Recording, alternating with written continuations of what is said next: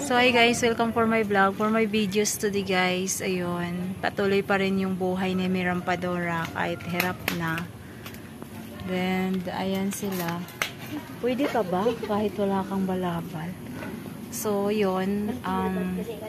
Nandito ko ngayon sa labas ng bahay ng aking kapitbahay. Nag-isip kung paano. Pero alam ko, may paraan si Lord. Sa lahat ng nangyari sa buhay ko, alam ko si Lord may plano. Alam ko si Lord gagabayan niya ako. So, kahit hirap kami, yan, kahit ano kami, okay lang, makaka-recover din ako, alam ko, and makakaraos din kami.